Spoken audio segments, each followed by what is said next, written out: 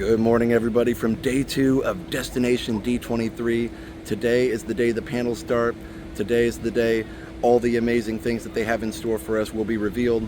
Can't wait to see what goes on today. It's going to be awesome. Shopping was great yesterday, but really this is where the real convention starts for me. I've never been to one of these before, like I said, and I just cannot wait to see what they show us today and what I learned today. It's going to be absolutely awesome. Again, huge thanks to Disney for inviting us out to this. It's just been a real pleasure and an honor, and so yeah, let's get started. We have a very Haunted Mansion themed Joffrey's coffee truck over there. That's kind of fun. Check that out. Wow. This room is huge. This is the panel room. We're going to be here all day. What an amazing space. Wow. This place is massive. Love it. There's plenty of screens for everybody to see. We're heading to our seats. We've got special closer seats. We're on photos. All right, we are in our seats. We've got a screen right above us there and screens everywhere. So it'll be really, really easy to see what's going on. But the lighting in here is just so amazing. It's very exciting, very epic. I love it.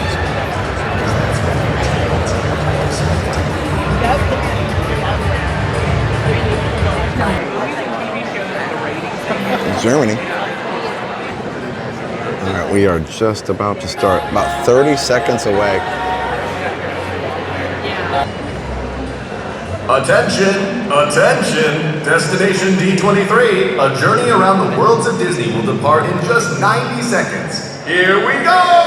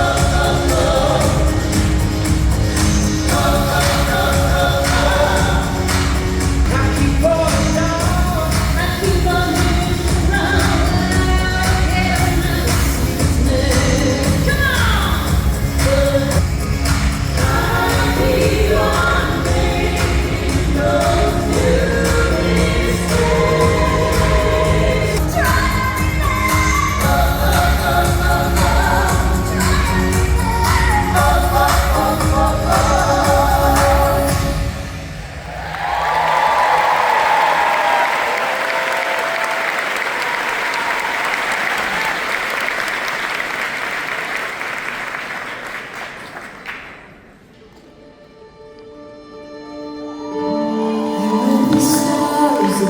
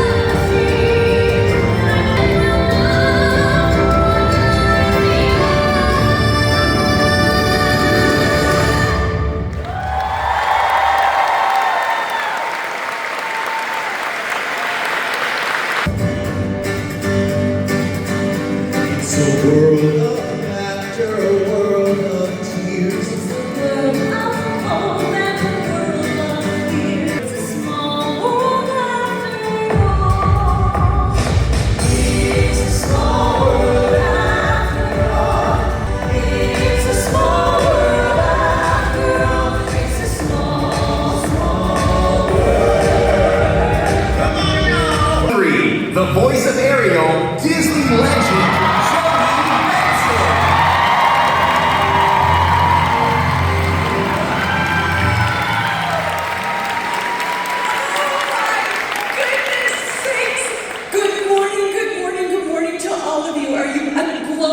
already by that first 5 minutes, are you? Come on, those Broadway stars singing at 9 o'clock in the morning. Alyssa, Susan, Adam, Bradley, unbelievable, right? Let's give them a hand. I was back there cheering and screaming and just blown away. And those people are my friends, so I'm just so honored to know each and every one of them. Well, good morning and welcome to Destination D23.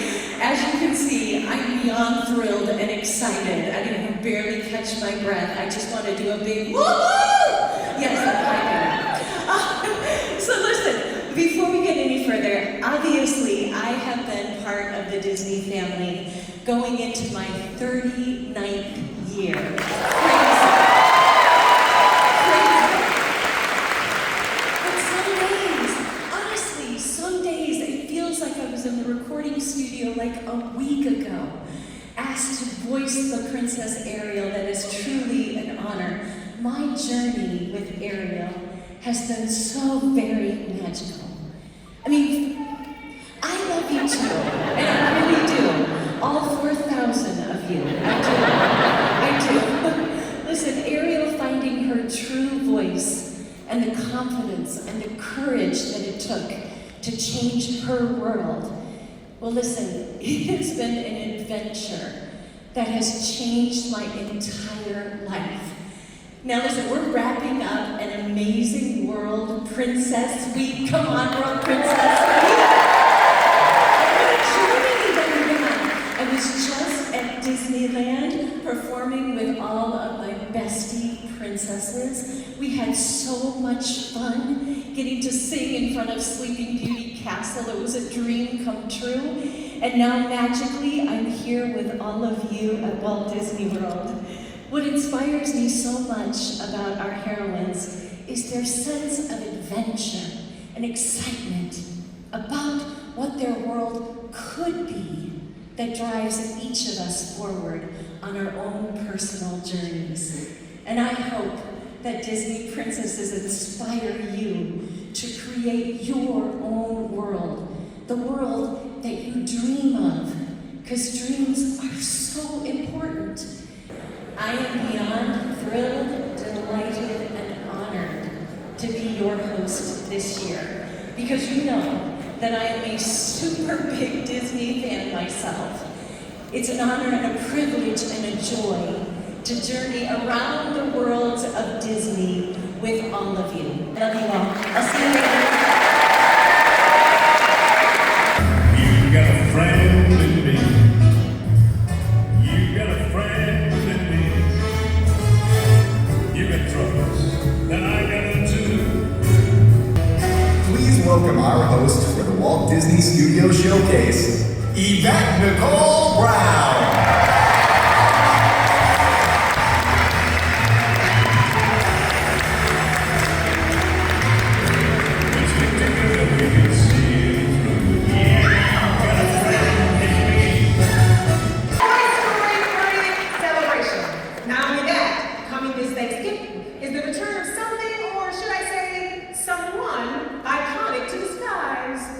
That's right! Buzz Lightyear is returning to the Facebook Thanksgiving Day Parade for the first time since 2013. This year with an updated look. Now you're the first audience to hear this exciting news and see this first look at the new Buzz Balloon. He's ready to fly to infinity and beyond! Or you know, just down the streets of Manhattan. And Tom, Tim, and Joan are all back leaving the toys for another great adventure. It's toy meets tech, as the game will face off against a new character in the toy box. Her name is Lily Pad. Look at her. A tech tablet that opens Bonnie's world to a whole bunch of things, especially messaging with friends. But Lily Pad isn't the only new character joining the toys in this film. This is Smarty Pants. A potty training tech toy with all the glamour of old toilet paper and a hat tube that lives up to his name. And if you didn't hear the news before, we are beyond excited to have him played by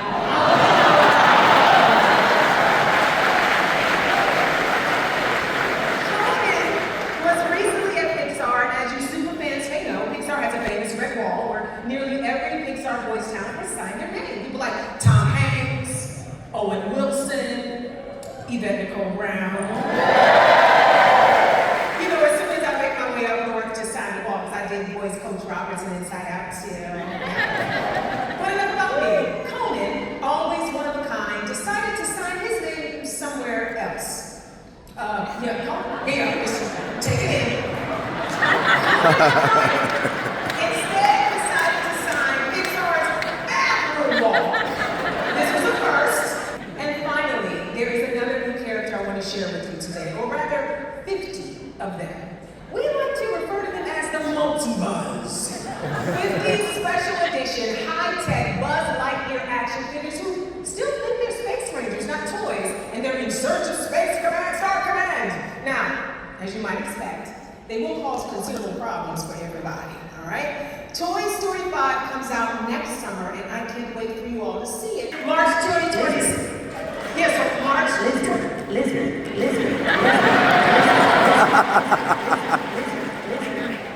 I think he's probably done with this now, so we can. Listen. Yeah, okay, all right. Okay. That was fun. You may know our director, Tron is the creator of the show We Bear Bears, and he also worked on Pixar classics like the original Inside Out. And our producer, Nicole Parody-Grinder, most recently produced Incredibles 2. And they're both here with us today. Please welcome Daniel and Nicole!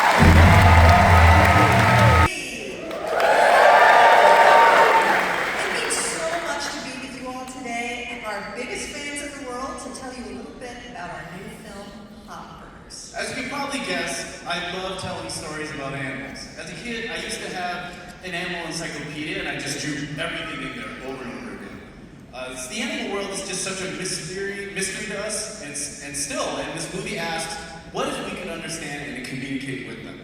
What are they really thinking? Hoppers is a movie about putting your mind into a fake animal to enter the animal world as an animal. It's sort of like Avatar. Something like Avatar. Oh, right. It's nothing like Avatar.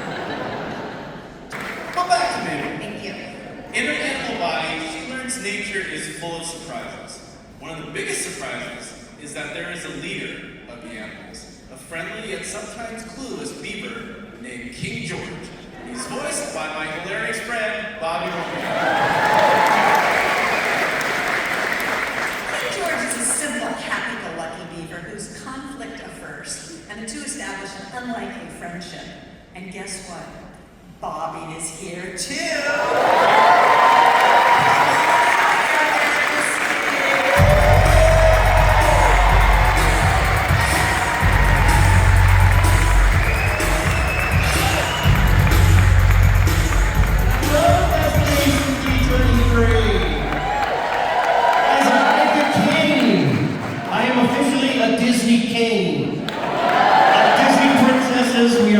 I'm the nice Disney king, though, with my little beaver body. Hi, guys! Who else is ready for some more hoppers?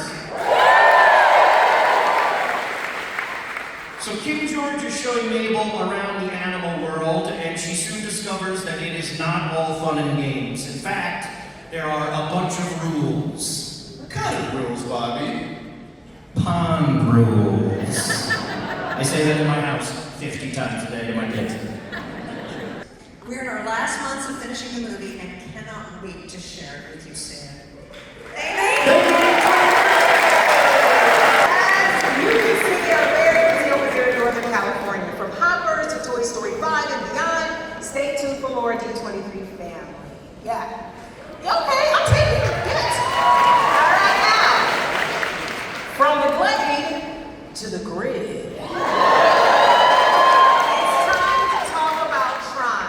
Now, to get ready for the theatrical release of Tron Ares on 10/10/25. Yeah, a lot of claps. I love you, girl. I am pleased to announce Disney has fully remastered the original Tron and Tron Legacy in 4K. Both will be available everywhere starting September 16th. Now, be sure to check out the classics as you get ready for the newest installment. Now, since 1982, Tron has tapped into and even anticipated humankind's evolving relationship with technology. Humans have journeyed from the real world into the grid, a digital world where programs take on human form and motorcycles race on ribbons of light, all set to an epic musical score. But this October, we asked the question, what happens when these digital programs come to our world? Worlds will collide! October 10th! When the thrilling action and iconic visuals of Tron Ares hits theaters, and this time with all new music from 9 Inch Nails! We are so excited for you to experience Tron Ares, and we've got an exciting announcement to share. You are the first to know that starting September 15th for a limited time, Tron Light Cycle Run, presented by Enterprise, right here at Magic Kingdom and Walt Disney World, and Tron Light Cycle Power Run, presented by Chevrolet at Shanghai Disneyland, will receive a thrilling, new, film-inspired overlay.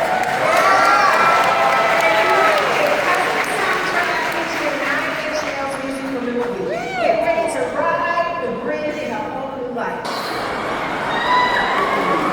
You truly never know who you're going to run into at a D23 event.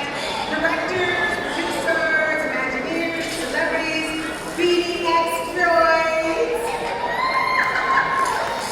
Speaking of celebrity sightings, you can catch the media exploits and zealots in the Mandalorian and Grow Tools the next day. You look very busy there, my friend. No good. Okay, I get it. You're clearly got a lot of work to do. I'll let you get back to it. And you too, sweetie pies. I got a lot of work to do too, so I'll see you backstage, okay? Okay. D23, give it up for Otto and his fantastic be transported back to the world of Pandora in an immersive new adventure with Avatar, Fire, and Ash. Our fan favorites, Jake Sully and Neytiri and the rest of the Sully family will be setting off again on a breathtaking cinematic adventure designed for the big screen. Oscar-winning filmmaker James Cameron will introduce filmmakers to a new filmgoers, that's y'all, to a new side of Pandora, featuring new clans, never before seen creatures, and stunning visuals. Avatar, Fire, and Ash opens exclusively in theaters worldwide, December 19th, 2025. Earlier this year it was announced that a brand new Ice Age movie was in production. Manny, Sid, Diego, Ellie, and all your favorite characters are back for a supersized big screen adventure. And yes, Scrat is back too. This time he'll be causing chaos and chasing his precious acorn alongside the absolutely adorable baby Scrat. Yes! And I'm sure you all want to know what this brand new movie is going to be called, yeah? Well, all of you here at Destination D23 are getting the inside scoop. The new film is called Ice Age Boiling Point! Woo! And it's coming to theaters on February 5th, 2027. So get ready for a dinosaur and lava-filled madcap adventure that will take our herd down to visit corners of the treacherous lost world that we've never seen before. There will be much more to share on this exciting new film soon. And now, to close out today, we end at the beginning with the studio that started it all, Walt Disney Animation Studios. Please give a huge welcome to a man who first appeared at Destination D23 way back in 2016 when he wrote the screenplay for Moana and co-wrote and co-directed Zootopia. He then received an Academy Award for Encanto, and now he's here as both the director and writer of the upcoming Zootopia 2 and as Disney's Animation Chief Creative Officer. Ooh, he is prolific. Please welcome Jared Bush!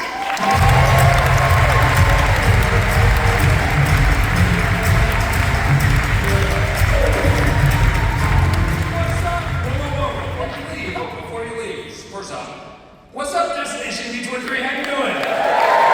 Okay, please say what an amazing job that Matt is doing out here. Okay, so she is such an important part of our Disney family, but she is also a very important part of our even more specific family, the Zootopia 2 family. It's true, she impressed us so much in the recording booth that we cast her not just for one, but for 2 cameos in this movie. I'm so excited that the news is finally out because I love Zootopia, and I'm beyond thrilled to play both the Baroness, who you will see at a big gala in the film, and also this tiny little ENT otter. Now, what she's doing with that too, and why there's an animal in it, we just have to wait to see. Guys, this movie is nuts. It's nuts. But you will be hearing more about it soon. Now, I'm going to get ready to get my outfit for the premiere. Go do it.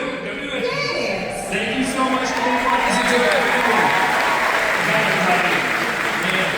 All right, I am so excited to be back here representing hundreds of artists who are working very hard, literally right now, putting the finishing touches on not only our next feature, but every story that we dream of.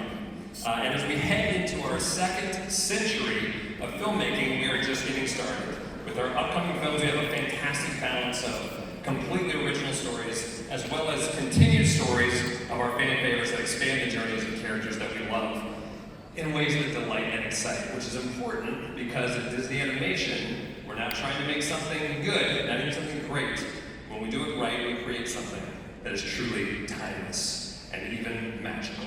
And speaking of magic, Disney Animation has been bringing magic to the screen for decades. From the Blue Fairy in Pinocchio, to Merlin and the Sword and Stone, from Elsa and her ice magic, to the magical, fantastical Familia Madrigal. Well, for Destination D23 only, I am very excited to announce that in 2026, we will be uncovering an all-new world of magic like you've never seen before. And an all-new magical story coming to you from the creative geniuses who worked on Zootopia and Encanto and Moana 2. This team has dreamed up one of the most wondrous, Disney-tastic new worlds that we've ever created. But why someone has chosen to go to that world, well, that is the story behind our 2026 original film. Of magic accessible only to those that the ordinary world calls weird, but the world of Hex calls magic. At the center of this story, the center of the story is a teenage oddball and his mom, who discovers that his weirdness is actually hidden magic trying to shine through. And when they're both transported to a world of magic, they discover that what can often make us feel different may be the most special part of who we are, and when it's celebrated, the entire world is better for it. That is Hex. Next fall, 2026.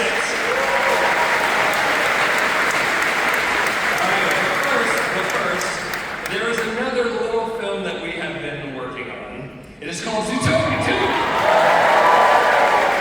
And I can tell you how fun it is to be back in this world. I'm so excited. You may have noticed that all of our favorite characters are returning for this next chapter. There's Chief Bogo, there's Clawhauser, Gazelle, that naked yak will be back, Judy's 278 brothers and sisters, Mr. Big, his daughter Frou-Frou, and this guy.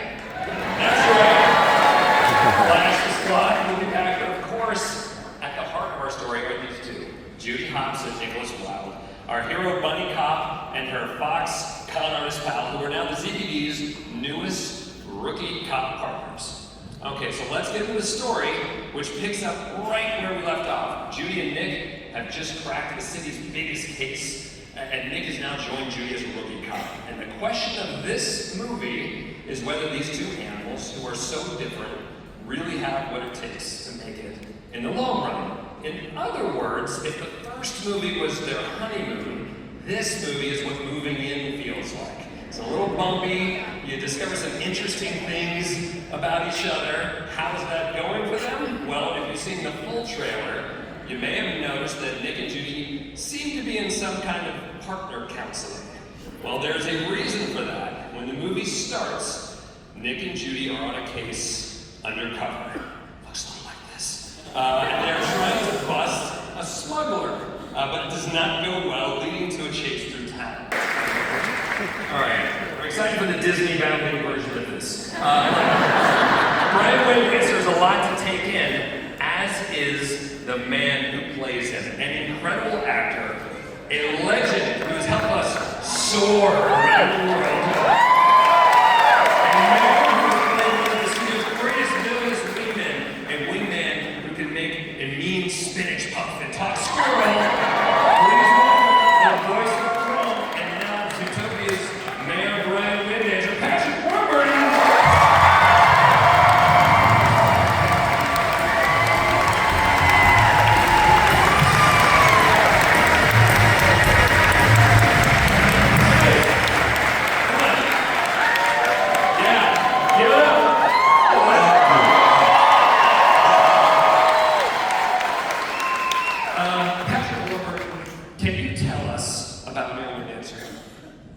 Well, he's a horse, and he was a movie star, a former actor turned politician. Yes, he's never been a mayor before, but he had one on TV. Mayor Windester's key line when he was an actor was, you say justice is dead, I say nay. And Patrick came in to record that line, but he had some ideas. Can you tell us about those ideas? We weren't sure how big to go, I guess, with the nay, so... Yeah.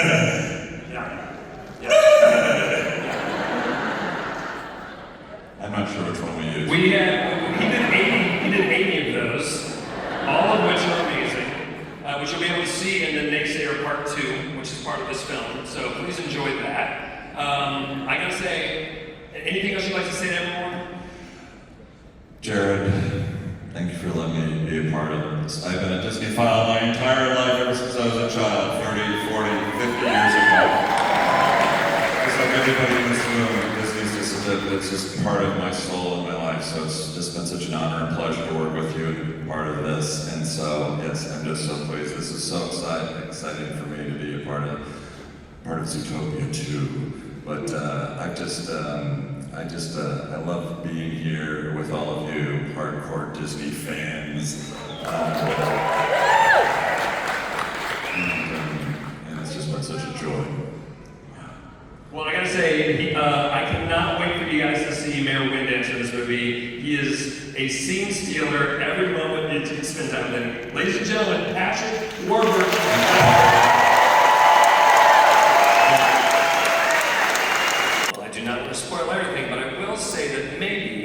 This story about a mismatched pair of a bunny and a fox might show us that even in a a polarized world where so often our differences can push us apart, sometimes simply just trying to understand each other can be the thing that allows us to find common ground and end our broken world together.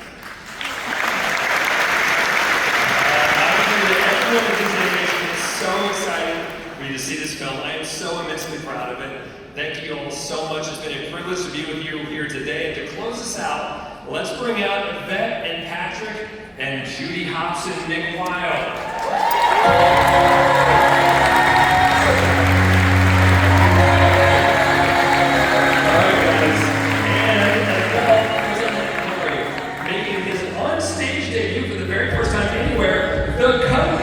Cheetah in the world, Clawhauser.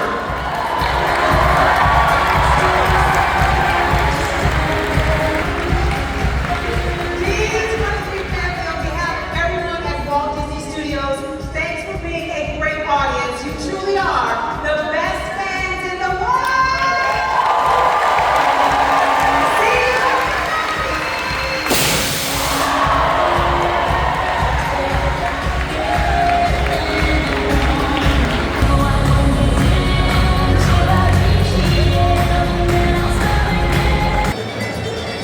It's break time. Wow, what a lot of great announcements there in that Disney Studios panel. So amazing, and this song is so fun too. Please welcome head of D23, the official Disney fan club, Michael Vargo.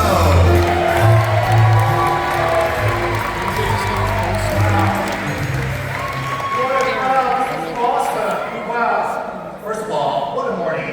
I have to top that. I mean, I have to follow all of that. How is this possible? It's been such an amazing morning so far, and it is my pleasure to welcome our biggest D23 fans to the biggest Destination D23 we've ever done. And this is our first time ever at Disney's beautiful Coronado Springs Resort right here at Walt Disney World. And we're so excited to be here. I also really want to personally thank a very special individual who has affected my life in just about every person in this room. Walt Disney was a visionary, an inspiration, a dreamer, and an innovator. And he charted the course of my life, establishing a lifelong career of over 30 years, met my wife of over 30 years, sharing all things Disney with my family, and having the opportunity to be here with this incredible community of fans. And just think, if there was no Disney in the world, how different our lives would be. And the connection we share is truly magical and real. So thank you, Walt, for having a dream and the determination to create something that had never been done before, so that we can continue to share your dream and find the happiness in our lives every day. We have a brand new logo that we're going to reveal.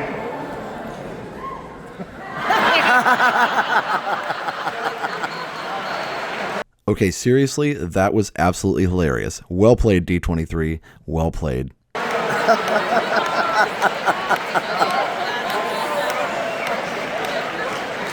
That was amazing. I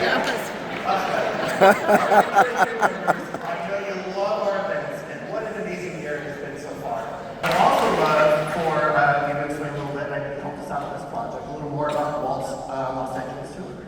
Oh, I love history. I love Disney history. I love what the Archives does. And so we put together a tour of Walt's Los Angeles. This guy is so inspiring to me, and I think most all of you. When he came here at 23 years old, he moved into Kingswell Street. He started a studio there with his brother Roy, and had the most extraordinary life full of passion and fun. And we're going to take you on a tour of all those places and kind of literally walk in the footsteps of Walt Disney. Go to his house on Kingswell, go to his studio, the Hyperion studio, go to the main lot, go to Imagineering, and go, most importantly, to the Tam O'Shanter and have fish and chips. I love it. And to top it all off, it's going to be hosted by Becky Klein, the director of the Walt Disney Archives. She's the only teacher. Now she's retired. So that sounds pretty awesome. And guess what, Don? I have some more news to share about our tours on the studio lot. Here it comes. We've actually been given the green light to pass along that D23 will be offering more tickets to our studio lot tours tours. You can actually purchase up to 4 tickets now as part of your tour. And you actually have the opportunity to buy out a whole tour. So it's going to be pretty cool, and we're adding some new, really great interactive elements that you do not want to miss. It's going to be great. It's the kind of thing that is just inside baseball, inside Disney in a way that you can never see anyplace else. So bring your kids, grandparents, parents, friends, neighbors, your barista, anybody who wants you to enjoy that experience in the way only Disney can do. I love it. Thank you so much. We cannot wait to hear more. And Dawn, thank you so much for being with us. I want to see what more you have in store for us. Thank you. Thank you. Have fun, everybody.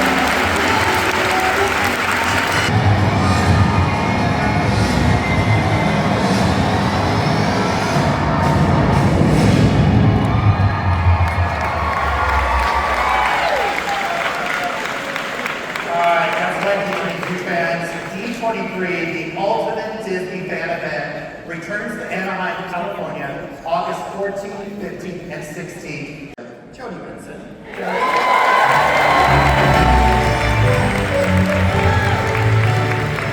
Thank you so much, Michael. Thank you so much for having. Is she just not beautiful? I mean, You're so sweet. incredible. We just go all out princess. I love it. It's princess world I week. love it. What can I say? So stunning. But thank you so much for being here this weekend and being our host for the weekend. How special is this? Really great. Any chance that I get to be part of your world, Michael, part of Destination D23, I'm so thrilled. Thank you so much. Well, you know, Jen, you have such a great chemistry with your fans, and you connect with your fans on another level. I think we have a lot in common with D23. You know, we like to connect with our fans, right? And it's only fitting that I think it would be great for you to help us lead the way to D23, the ultimate Disney fan event in Anaheim. I'd love that. So to that end, I have a little surprise for Jody. We love surprises. And, We love surprises. and actually, I'm going to get something here because it's part of a surprise. Okay. Part of a surprise. Fan show. We would like to announce that we're going to make you our official D23 fan ambassador for D23. We can stop the ultimate Disney fan event. It's our very own Jody official name tag now. Oh my gosh, Michael, I have always wanted a name tag. And it's Princess Gold. It is, I with love some bling on it, it. too. With some bling bling. Thank you so much. Thank you all so much. I'm so honored. This is unbelievable. And I know Disneyland also has a very special meaning to you. Yeah, you know, Michael, it really, really does. I had the honor way back when, in 1986, the first starring role I had on Broadway was a musical called Smile.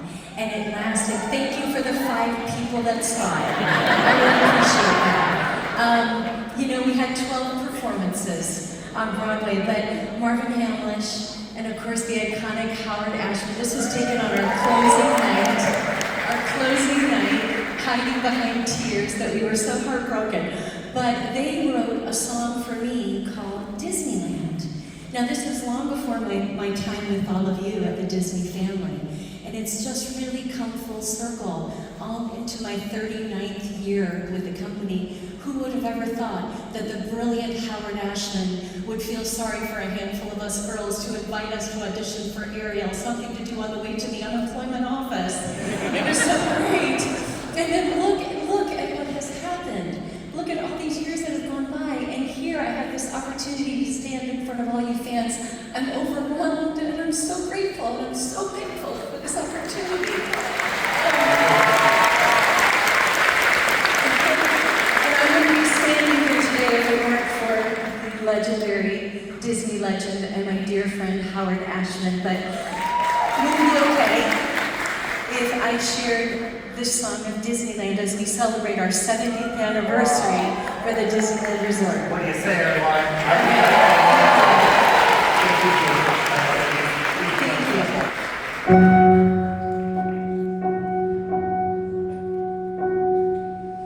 On Sunday night, I guess the folks were busy fighting.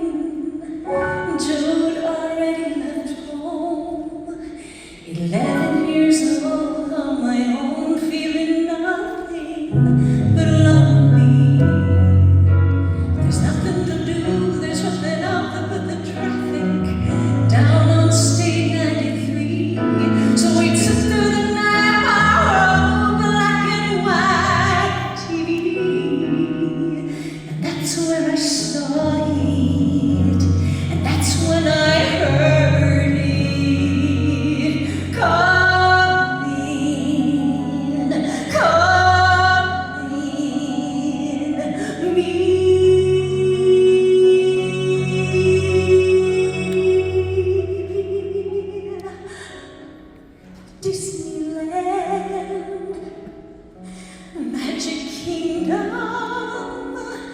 Disneyland.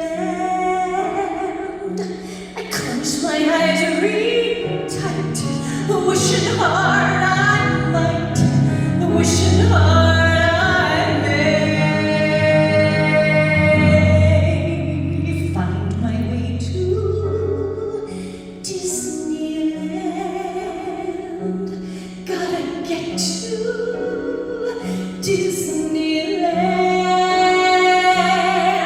on a western breeze, magic carpet, please carry me away.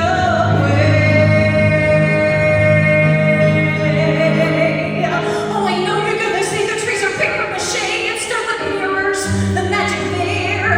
Each little bird's full of springy perfect violence, things recording music in the air.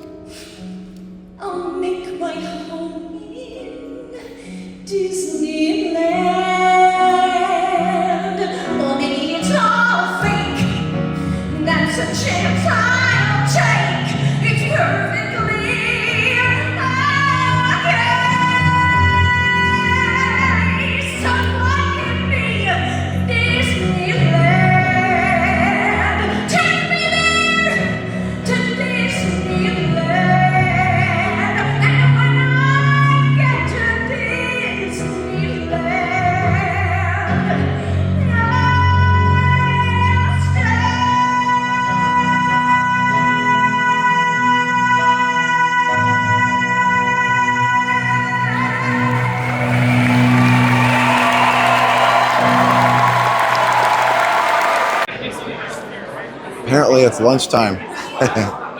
Wow. That was an amazing morning. So many things to see and do. Here in the Coronado Springs food court, going to get some food. The line, of course, as you might imagine, is definitely quite extensive. But they're moving it pretty good. I think they're ready for it. I mean, they have conventions here all the time, so I'm sure it'll move quickly. But lunch sounds good. It's already 12:30. Yep, 12:30. So the panels run a little bit long, but they were also so good. All the performances were great. A lot of great announcements and things with the movies. So yeah, a lot of fun. And it was fun to see Patrick from all the things. But now Zootopia too. It was impressively fast. I think there was like 5 minutes to get through that whole line. So here we are. See what I want, and super hungry. Probably a burger. Sounds good because that's what I usually get, but it also sounds really good today. Back in the convention center, lunch was great. I didn't show that because it's a burger. Had a great time talking to some of the other media people. Everybody's so nice, honestly. It's like a camaraderie of the media because you see the same people at each event. So always fun to talk shop with everybody and just kind of talk about what's going on and what we're doing on each of our social media. And it's kind of cool to commiserate with any of the struggles, but also just we kind of understand each other and what we do. So that's pretty cool. I always enjoy that so much. So if anybody from media watches this video, it's always a pleasure to talk to you guys. Everybody's so nice. I didn't notice this last time. Look at the camera setup back there. This room is just massive. Every time I walk in here, I'm just like, whoa. It's really impressive, honestly.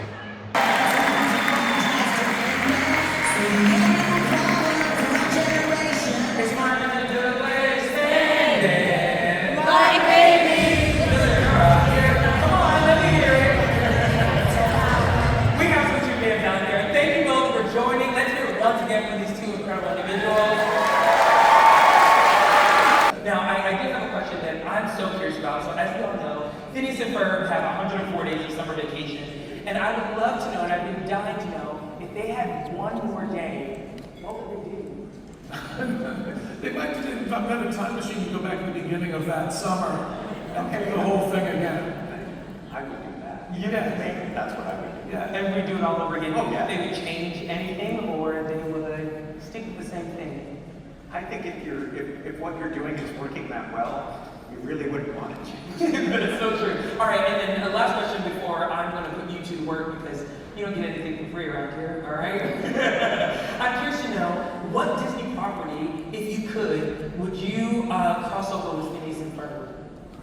You know, we did a Star Wars crossover. Yes. A while back. We did. Yeah, we got some data back there. Yeah. And we've been thinking about, like, should we try to do Empire Strikes Back and Return of the Jedi? You know, like,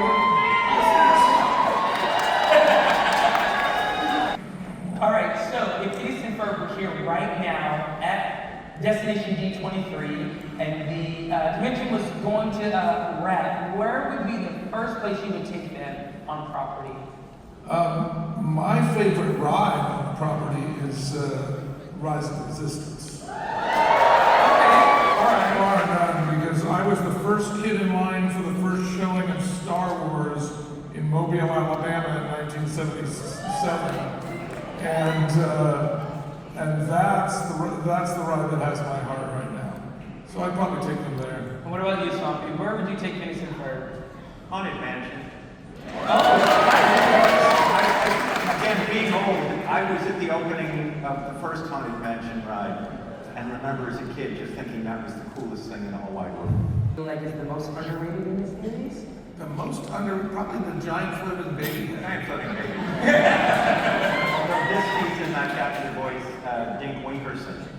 And I'm having so much, because it was really a pointless character. For some bizarre reason, our writers have embraced him. And now I'm getting to sing a song as Dink Winkerson. It's just one of the weirdest things, so I love that. All right, can we give a hand and a round of applause for Agent P?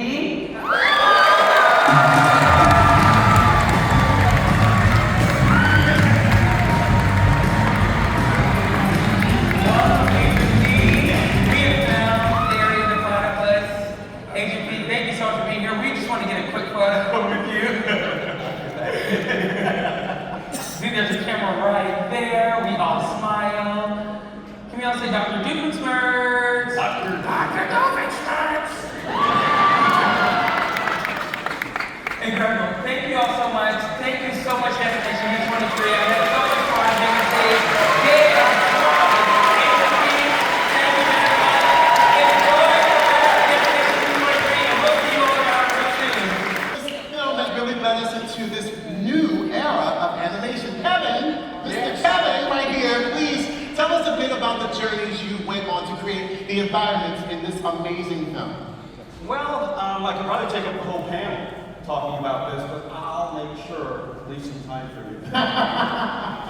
So, you know, the biggest thing that I think about when I think about creating worlds is research. We do a lot of research when we make these things. And the most important piece of research, because you can look at all the pictures, you can look at 1,000 pictures, you can look at 100 nature documentaries, but until you're standing in that place, you don't get a true sense of what it is.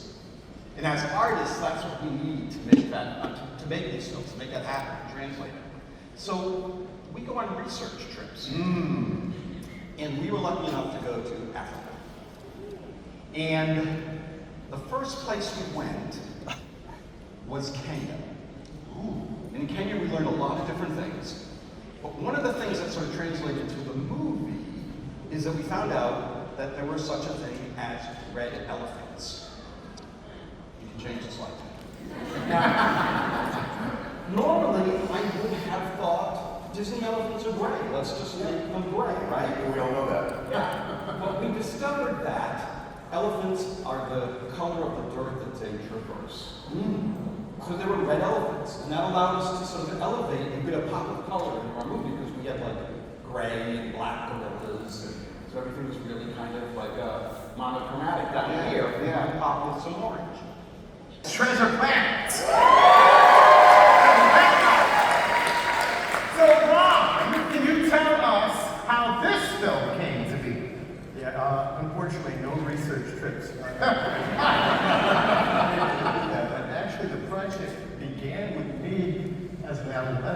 I was a big Disney animation fan, and I was a big science fiction fan, and I was always kind of thinking, wouldn't it be cool to put the two together if there was like a Disney animated feature that had robots and rocket ships, and so I got the idea, because I felt like it needed to be timeless in a way. So what if you took Robert Louis Stevenson's nautical adventure Treasure Island, but turned it into a science fiction fantasy? So then later in the fall of 1984, when Michael Eisner and Jeffrey Katzenberg first came to Disney at the first Disney Gong Show, which was a brainstorming technique that Michael Eisner had as a way of coming up with new ideas for animated features. And if you got gone, it was over. Anyway, at that Gong Show, I pitched both The Little Mermaid and Treasure Island in Space, and they both got gone. but actually, The Little Mermaid got ungonged just a few days later, and Treasure Island in Space got ungonged while John Musker and I were making Aladdin. A little movie called Aladdin. About having a theme park in their backyard. What were they thinking? So they started to do plans like this. And what's amazing about this drawing, and it's a very rare drawing that hasn't been published before, is you see a club in the middle of it. And that is the signature of what was starting to be very special about Disneyland. Disneyland was a walkable movie. I want to change the way you think about Disneyland and the Magic Kingdom when you go there. It was a walkable dream, and the center of that dream was this hub. They had to pick the Anaheim site when they did this drawing. Soon the Anaheim site would start to come into focus, but that hub stayed there. And so as you go into Disneyland and experience that hub is a place of comfort and empathy. It's a place where you can go and sit in the shade and on a park bench relax for a while. Or you can go have adventures in not lands, but then their movie genres. You can go to an adventure movie, a western, a fantasy movie, or a movie about tomorrow. And we found a really strange photograph of that drawing laid on its side. And then we discovered Herb Ryman, a brilliant illustrator, who worked on Emerald City for Wizard of Oz. Took this drawing and put a fresh piece of paper over the top of it with Walt Disney staring over his shoulder and did this drawing. So this drawing we often think of as the first drawing of Disneyland. There were probably 100 drawings by Margaret Davis with Walt Disney staring over his shoulder before Herb got to this amazing drawing that Roy Disney took back east to raise money for it. I don't mean to shock you, but there was a woman on the site when the Disneyland was built. Ruth Shellhorn, the landscape designer, came in just during the last year, and this place was built so quickly, but she looked at and designed more around the hub, placing plant materials there. And again, thinking of Disneyland as a place away from the real world, a dream you can walk through. You enter from the parking lot and you leave your cares behind. You go under the railroad tracks, and it's like a curtain parking on a stage, and now your feet are on bricks, and you hear horses' hooves and a barbershop quartet, and you smell baked goods, and you're in another world. And that was deliberate and intentional, down to the point where Walt wanted every store on Main Street to have been in business in 1900. So they had to have been in business, including the Upjohn Pharmacy, which you see here, and have things from the turn of the century, like leeches. And I think if we have a writing campaign, we can bring this back. I'll take that note. Yeah, I could be wrong. But the educational opportunities to have kids be able to go in and play with those kinds of things, or see a large human cell, which was a exhibit in the back of the Upjohn Pharmacy. Technology was presented in an empathetic way. It was something that was humanized. This was just after the war. In fact, it was still the Cold War. And technology had not always been a friendly thing. So for Walt to start introducing these things, the Autopia, you know, the freeway system was not quite in yet because, you know, it was being built, so the interstate was going by. And this became a way for kids to go drive on the freeway like their parents would. Walt thought, though, wouldn't it be great if the little kid that can't drive had a bus to take him around? So he designed this bus with the dachshunds on the side instead of a greyhound. And one of the more disturbing things we discovered was some of the rides that weren't built, this Claude Coates drawing of a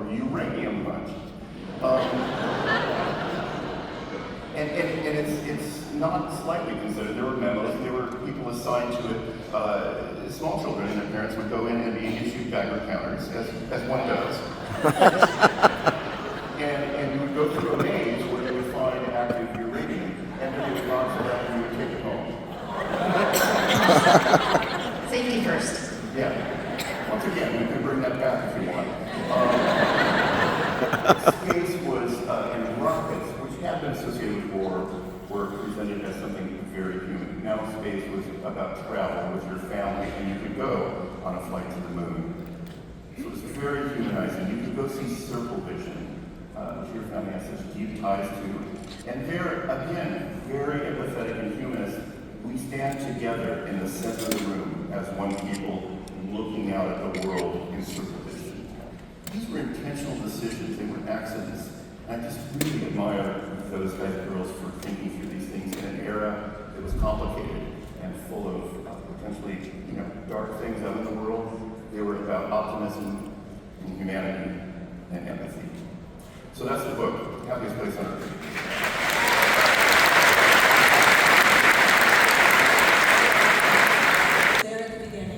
Well, so my grandfather of iWorks and Walt Disney met as teenagers in Kansas City, Missouri.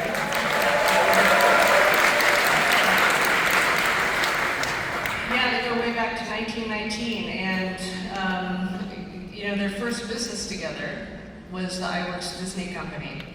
And it was short-lived. Walt went on to do Laugh-O-Grams, and my grandfather was the technician and the animator behind the Alice in Cartoonland series. And then ultimately went on with Walt to design and animate Oswald the Lucky Rabbit. And then, thank you.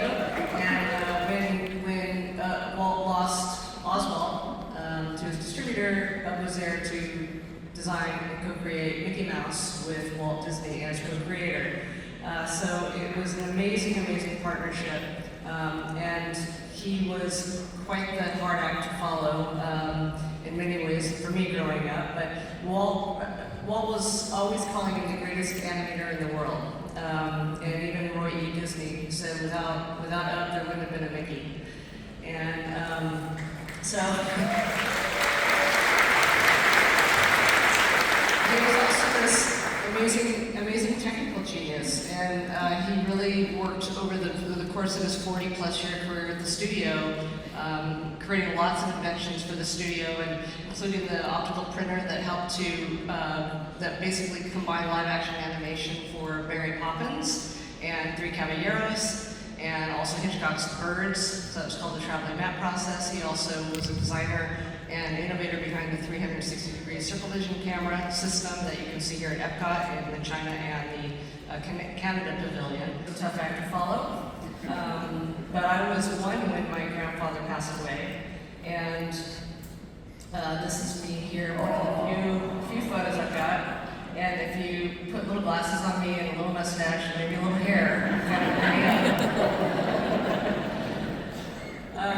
of so I was able to do a film about my grandfather after I graduated USC called The Hand and the Mouse, and that allowed me to get to know him. And then from there, Pixar hired me to tell their story called The Pixar Story, which is on Disney Plus. And then from there, Marty Sklar said, when are you going to tell the Imagineering story?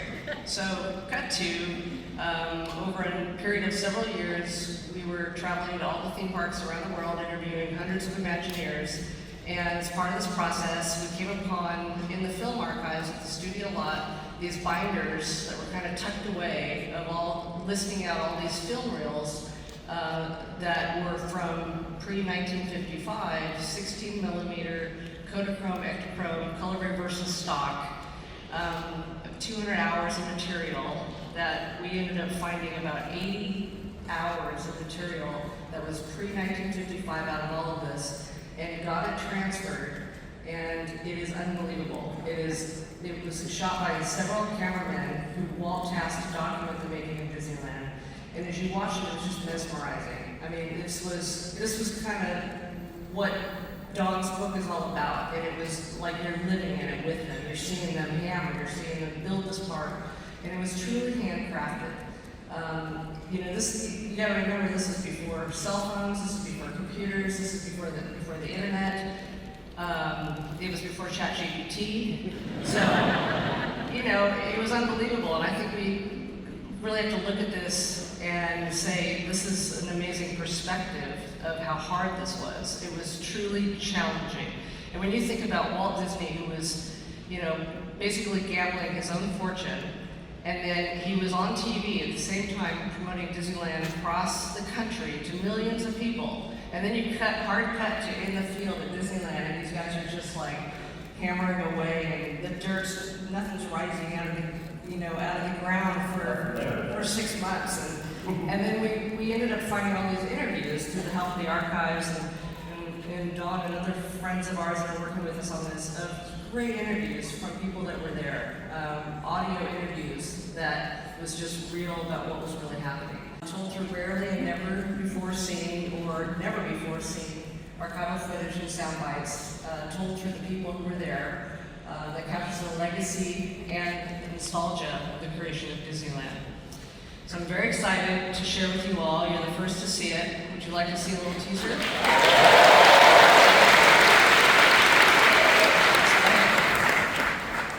The people of this country are about to see and hear a new adventure and entertainment. It will come upon the American scene shortly under the title of Disneyland. Walt Disney is the greatest creative genius in the entertainment business. He's brought new concepts to the theaters and entertained millions and millions of people. It was quite a build up there, and you deserve it. Well, that's what worries me, you know.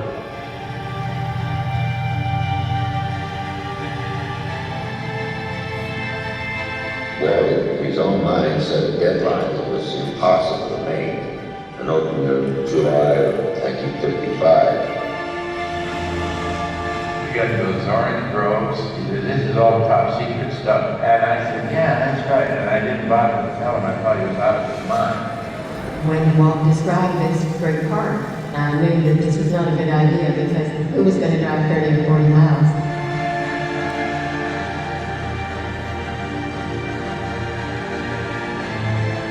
For a first-hand progress report, let's visit Disneyland now.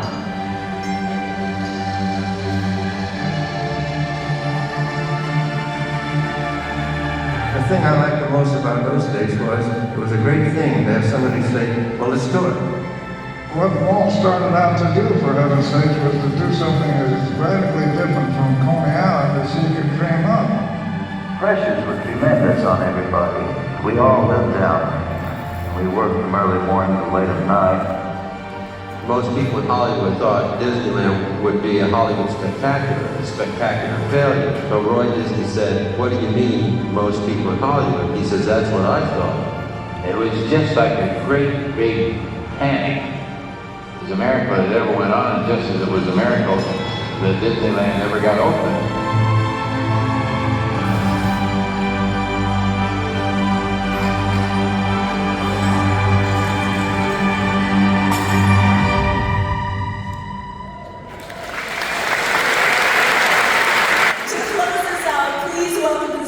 Walt Disney Imagineer Chris Beatty.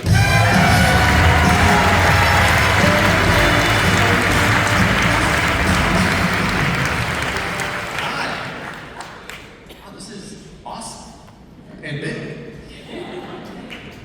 So tell us what's going on over here on this side of the country. Well, I mean, first, we have a lot going on here at Walt Disney World. Thank you. But I just have to say first, I think the Walt, since we were talking about Walt Disney and, you know, I just thought it was a Magical Life was such a beautiful tribute to Walt, and just done in an amazing way. And it's only fitting, I think that show shares the stage with Great Moments with Mr. Lincoln, because like as all of you know, Walt being heavily involved in the World's Fair, it just made sense, I thought. And it's such a great show. You know, Disney had such a huge impact on the World's Fair, but I like to think that the World's Fair had a big impact on Disneyland. I mean, think about it. Disneyland still has Great Moments with Mr. Lincoln. It still has the primeval world dioramas. It still has a small world. It has, I know, right? Small. It still has 3 of the 4 attractions operating there today in Anaheim. But there's one that is not in Anaheim, that is right here at the Magic Kingdom at Walt Disney World. And that is, of course, the Carousel of Progress. So, Carousel of Progress, over the years, we've updated the carousel, we've made changes, we've done, but it's really not had a major update since 1993. Probably before most of you were even born. I am pleased to announce, and the reason I'm here today, is to say that after more than 30 years, we're going to give Carousel of Progress an update.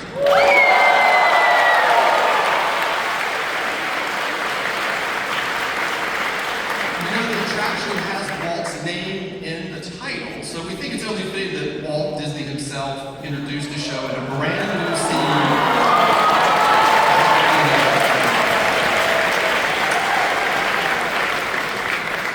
So we have lots more details to share, including what John, Sarah, and the whole family have been up to over these years. But just rest assured, at a later date we'll share those details, but just rest assured that the Carousel of Progress is going to keep on spinning for a whole new generation of fans, really proving that, that Great Big Beautiful Tomorrow really is just a dream away.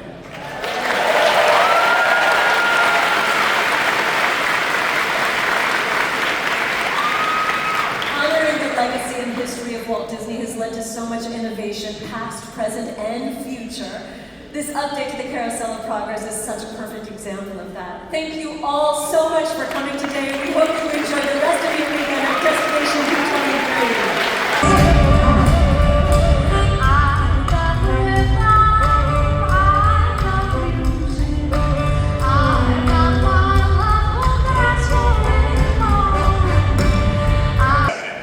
Here we go. Welcome to What's Cooking with Disney Eats. Now backstage we have some of the best chefs and professionals cooking up so many yummy Disney Eats updates to share this afternoon. Let's take a peek behind the scenes and give our star chefs a quick hello. We got Chef Mickey Mouse, Minnie Mouse. They're backstage. They're busy cooking up all sorts of magic. Okay, well this sort of sounds like it isn't an ordinary food and beverage experience. Just like everything here at Disney, storytelling is really at the heart of it. How do you take food and beverage and actually, support a story? You are right on it. It starts with the story, right? It starts with that partnership with Walt Disney Imagineering for the inspiration, with key items for us to really lean into.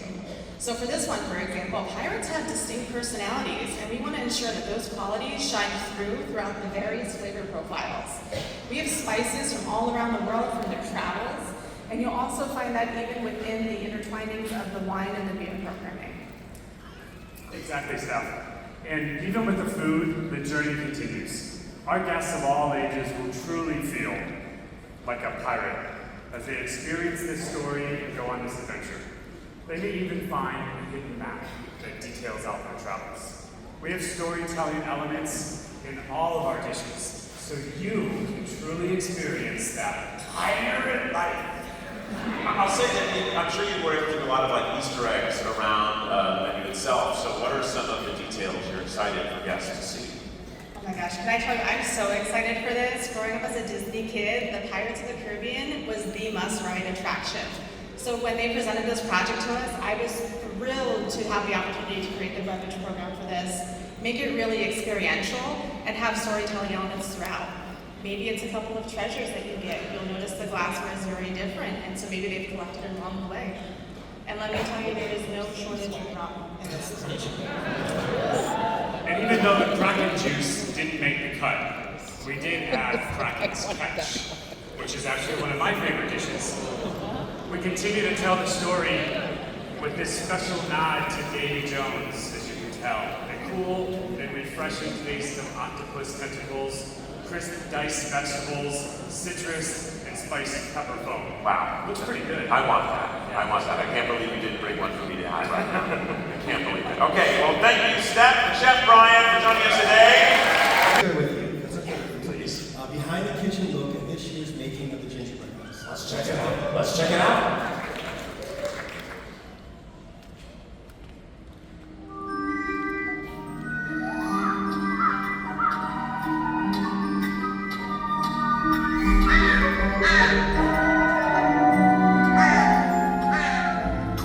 nightmare before Christmas, in the bog down below. Not a creature was peaceful, not even a crow. With ghoulish guests dancing in a festive feast for all. Our story begins with a murderous roll. Alright gang, the guests will be arriving soon. We got to look alive. It's time for a roll call. Edgar. Hi Gary. Russell. Hello. Kim. Timmy. Ronnie's Carl. I told you it's... Blake. Mark. Hi. Sharon. Alan. Hello. Alfred. Yo. Lewis, don't touch. Oh, it's just Chef Yasmin. Lewis, are you messing with the lights again? The Disney Destiny celebrates legendary worlds and characters larger than life that at the hearts of Disney, Marvel, and Disney Parks Adventure. And some of these lounges represent that, such as the Cuscatopia, the Cyclone, and the Haunted Mansion Park. All right, it sounds like you brought some beverages here for us to show us up close and personal. That's right. On board, everything is part of the story, even the beverages. Well, okay. Well, let's start with our second pirate-themed tower today with Cask and Cannon. That's right. Cask and Cannon is one of my favorite parts that I worked on, and it's a casual, relaxed atmosphere where guests will join the ranks of Pirates of the Caribbean. It's a beloved park attraction all around the world. Yeah, absolutely. I hear there are some fun nods to the park attractions, including distinct lanterns that represent each attraction. I also imagine you've got some nods to the film series as well. Oh, we have many nods to the film series and to the park attractions, such as an extensive list of specialty, vintage, rare rums, some bootleg beer that will be served directly out of the barrel, and of course, my favorite right here today, the beverage. What I brought here today is some bootleg rum. So what we're gonna pour here is some nice vintage bootleg rum. And then inside here, I created a mix of fresh pineapple from Elufera, some fresh citrus, and also a touch of agave, just to give a little bit of sweetness, because sometimes bootleg rum can be a little bit harsh. And then to top it off, another great flavor of the Caribbean is coconut foam. That really got him.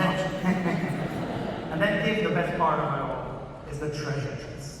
We can add a little bit of smoke to create some, some drama, spectacular. Absolutely. Just as the pirates. All right, everybody. When I open it, we need a big ooh. Be careful, it might be cursed.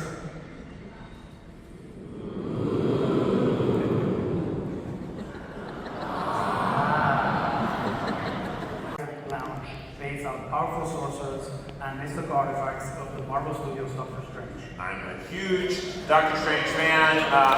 Tell me, will you have any mystical artifacts like the Cloak of Levitation? Yes, we will, and it will not be the only thing that will be limited.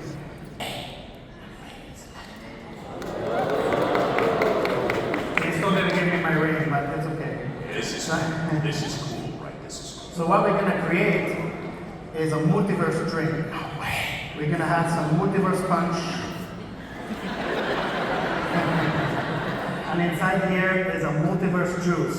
It is lychee, pink peppercorn, some citrus, and also there's electric buzz. It'll give you a little tingling sensation also while you're drinking. But wait, it's not over. How can it not be over? Can you please put it on the pedestal to see that electrifying effect?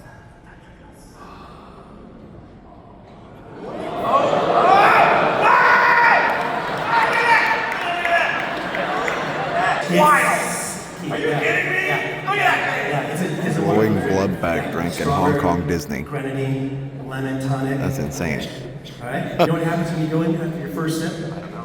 You go in for another, then another, and then it's all bone chill. Wow, this is amazing. I really can't believe this. It's all science. This is so cool. Disney's Hollywood Studios, we've got Jollywood Nights back again this year. I know, I love it. It's so fun. November 8th through through December 22nd. That's right, yeah. This is a separately ticketed, glamorous holiday party straight from Hollywood with sparkling decor, music, festive character greetings, spirited stage shows, and of course, holiday tastes and sips. Jollywood Nights is absolutely fantastic. And again, here we go. We have more than 80 exclusive food and beverage offerings. 25 of those are brand new. Well, let me tell you about two of my favorites. Raspberry lemon squares. Who doesn't love lemon squares in the first place? Like, that was one of Walt's favorite food items. Lemon. We love lemon. Anyways, you probably knew that. Lemon filling, topped with raspberry powdered sugar, glazed raspberries. And we must end our holiday sneak peek with, you guessed it, gingerbread. You can also toast the holidays with a gingerbread, whiskey mule, cinnamon whiskey, gingerbread syrup, lime juice, ginger beer, topped with a cute little gingerbread blanket. Wow, that sounds really festive and delicious. Thank you, Chef John, Chef Brian. You know,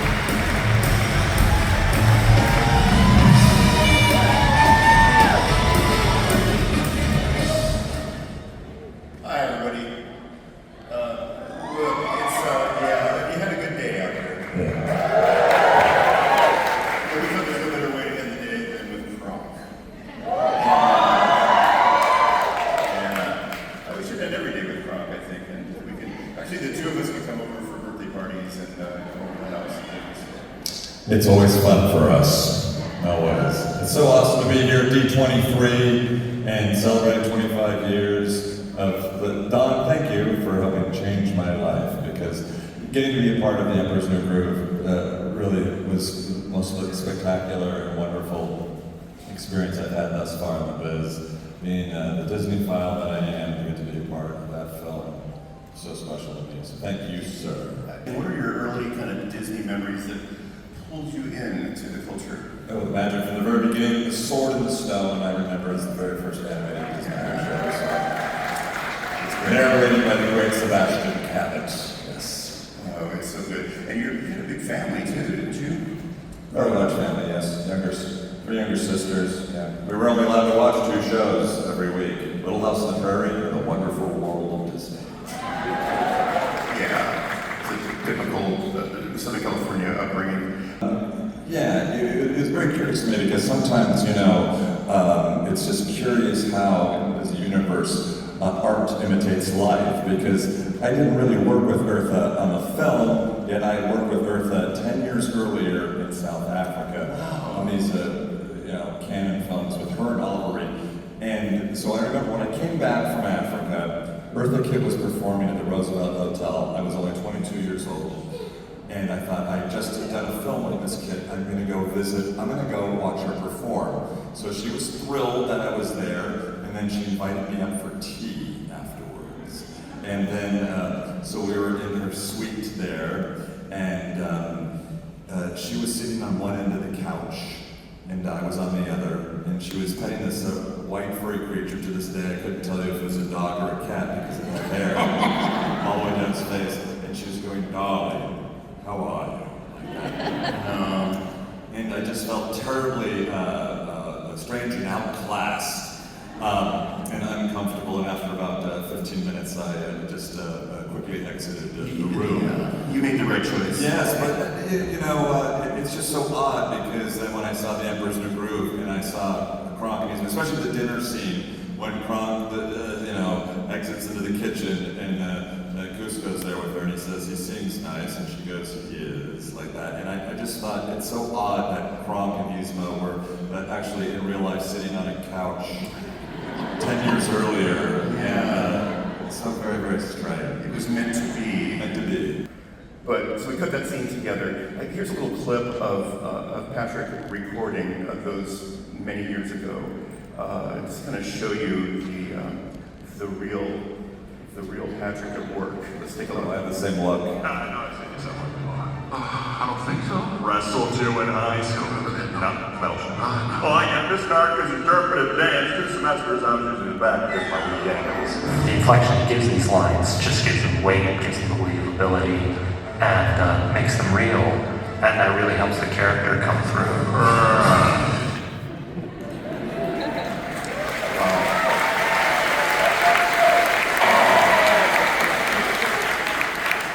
So for the first time in its history, we've restored the film and are putting it up on the big screen at the El Capitan in Los Angeles. And it hasn't ever had a restoration. I think people love it now, and I think thanks to you all and the fan base of this film, the studio is starting to see that it's a little belated treasure that we all have. Wow, what a day. Everything's emptying out right now. It's like there's a little bit of backup at the door, so I'm just gonna hang for a minute, but that was amazing. What a full day of just Disney fun and so many great people we heard from, so much great information we received, and wow. I gotta try and edit this down to something manageable because otherwise the video is gonna be like 2 hours, but it's so much great stuff and they did such a good job. Highly recommend it if you have the chance. You're here in Orlando to come to Destination D23, or of course, the ultimate fan event in Anaheim when that does happen next year, which was announced today as well. So either way, super awesome day. So before I head over to Epcot for the stream that I'm about to do, I'm gonna check out the light cycle here for Tron Aris. Or Aris? Aris? I don't know. Either way, wow, what a cool display. October 10th in IMAX. What an amazing set piece. This is one of the main hallways here. Very, very wide, well planned. Lots of room for huge crowds to come out here. You can see it almost swallows up even this huge crowd. And here in a second, we'll check out the Toy Story area. Here we have a display for Toy Story 30 years and beyond. That's pretty fun. Got some of the toys there, 30-year anniversary toys, it looks like. How fun. And then the little Buzz Lightyear photo spot there. You can get behind that and get your picture taken, but the iconic blue cloud background there. You can even go to the QR code if you want to shop these awesome anniversary toys. I love it. I do love throwback toys for sure. And, of course, Toy Story. Who doesn't love Toy Story? If you're a Disney fan especially. I love this too with the rocket looking like it's taped to his back. And then also we have a little photo spot for Jollywood Nights. Always fun. It was good to hear Rachel and the Alley Cats earlier and the band. Pretty awesome. Well, the Alley Cats are the band, but you get the point. They were awesome. Well, it's time to head over to Epcot for the stream, but again, what a great day. It's kind of nice to be outside. Of course, I can't see now because I've been inside for so long, but anyway, weather's not too bad. Rain looks like it's holding off, so we'll see. I want to try and get over to Typhoon for the Cuscatopia later, but I don't know if I'll make it. I definitely want to see Joey Fatone tonight too, and it was cool to see him during the presentation today as well. But yeah, let's just see what the night holds. I'll come back and let you know kind of what I decide. I may be ending the vlog from Epcot after the stream, or maybe at Typhoon Lagoon. We'll see. Let's head over. I'm done at Epcot with the live stream and just made it over to Typhoon Lagoon. Kind of late, but we should be able to at least walk around real quick and just see what's going on. Welcome to Cuscatopia for one night only. I love that. That is so cool. I always love the night lighting they have here. It's really nice. Very peaceful. Alright, so here's another Cuscatopia sign. That's fun. Of course, my favorite is the lazy river. Let's go check out the DJ over here, though. Oh, that's cool. The poolside palace. That's fun. Very good. You guys don't even know what you're volunteering for. I love the commitment already. Let's speed it. And this side, you guys can be Yzma or Crunk. Raise your hand if you want to be Yzma. Yeah, Let It Go going over there in the wave pool. Oh, that's fun. There's a map from Destination D23 all the way to Cuscatopia. So I will say, I'm here kind of late because I did the Epcot stream, but I will say that it's not busy at all. If they do this next year, I would highly recommend it because the crowd is low. Yeah, you know, Good, how are you? Got the popcorn? Strawberry bars. Fortunately, they have Mickey bars. Oh, I'll take a strawberry bar for sure. Strawberry bar? Yes, sir. All right, so I got my strawberry bar. I do love that. It looks like we can get drinks over here. It's one of my favorite views in all of Typhoon Lagoon.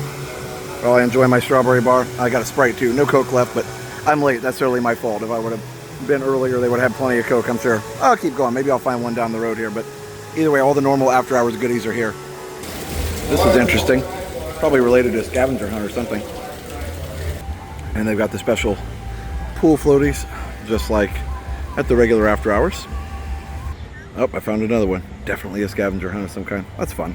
I found the characters over here. That's fun. And we've got Minnie as well. I got Mickey way back there.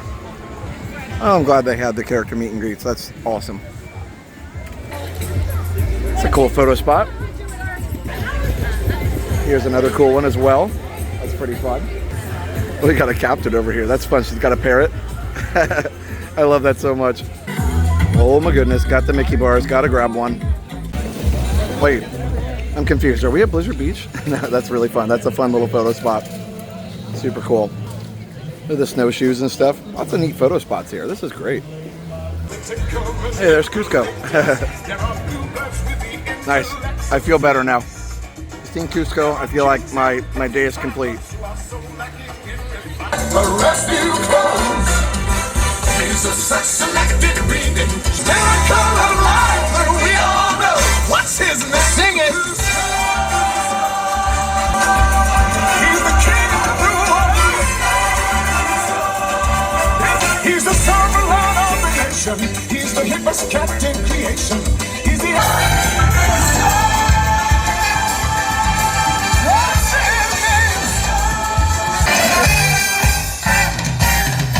One more time, make some noise for Emperor Cusco. All right, Cusco, this is your last time out there, and I promise no one in this crowd wants to throw off your groove. Make some noise if you want to groove with Cusco. Dance!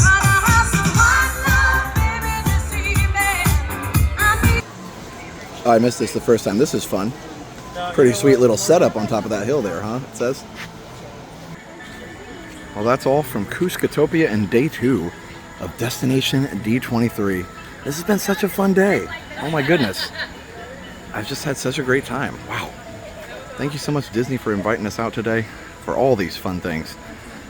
It's just been unreal. I can't even come up with any more adjectives to describe today.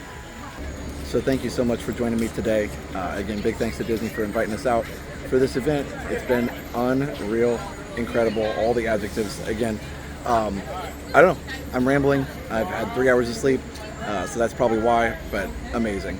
Be sure to check out all the sponsors. Links are in the description down below. We've got MickeyTravels.com for the best and free Disney vacation planning advice. We've got Resort TV1 Homes to help you find your dream home here in Central Florida.